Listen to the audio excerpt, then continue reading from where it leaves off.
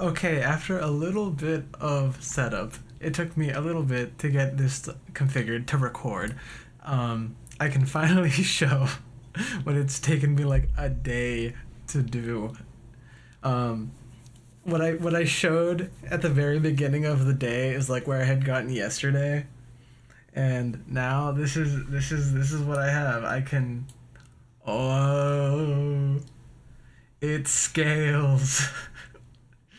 You know, even with this is the program I was using, right? And it's like I still don't understand what this does. Um, there's an anchor plane here, I guess. V box, H box. How this works, I don't know. I know this anchor plane. I think this takes up the whole like I don't know. I think this like takes up like where this is here, and like there's like an invisible line here between like this I think is anchored. Like I think this allows these two modules to be anchored to itself. So like the anchor pane doesn't anchor, but it, like things inside the anchor pane can anchor to it, which not confusing at all. Yeah, this thing is anchored to the top. Yeah, it's anchored to the top here. Um, and then this bottom thing is anchored to the bottom, and then within that box is this other box. Like I think yeah, yes, okay. So the H box is the orange is the anchor pane, and then the orange here is the H box, and then the orange here is the button bar. So anyway, there's this button bar where all my buttons are in, and then within it there are these two vertical slices, and then within those are the actual buttons. Um, but yeah, here let me I'm like I was supposed to be playing Elden Ring, and then I was like I kept getting closer and closer until like now this is like a good place. Now I feel like this is a good place to end. Um, oh no, it's gonna okay. So I changed the font from like Arial or whatever this is to this like whatever I use in my terminal. I think it's called like what is it called? Cascadia code.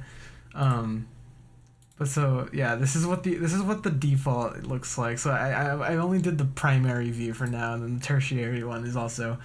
But there you can see. Oh, we have some warnings. That's fun. That'll be fun to sort out. Anyway, then here, look, I could like this also took a while because every time I click this, it adds one of what I'm calling like a meat as um as like food. This is eventually gonna be some sort of like pet thing, but so it creates food. It creates a food object, but before I was like creating a food object every time I was clicking it, and then this is just reporting like the quantity attribute of that object. So every time I created a new object, it would in theory, the button was supposed to be adding one, but it was actually adding one to the new object it created. And because I was creating an object every time I was clicking it, it just kept reporting one. Um, because like there was like 10 objects in memory, but only like the last one was reporting the quantity, and I was never adding quantity to the previous like the previously created objects. But then this button just checks quantities like straight up.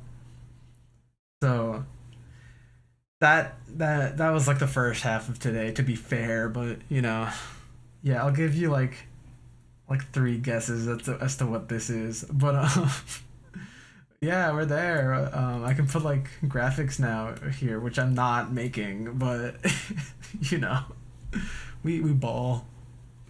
Um, that's it. I'm recording this little segment to see. Now that I'm recording it, I want to see if I can edit the two files together. The second thing, I wanted to see if my quality improved because the quality was really bad in the first segment. So if you're seeing this, I was able to edit it onto the end of the last one, and the quality just jumped up by like 4 times. I'm back once again with a third segment. This time, the quality may have improved by like a 2x, maybe 0.3x or 1.3x. But yeah, basically my monitor's at 4K, but I was recording at 1080p and then like downscaling that to 1080p in the first segment, and then in the second segment it was 4K scaled to 1080, and then this third one should be 4K scaled to 2K. We'll see how any of this looks later, but yeah, this time it should be sayonara for good.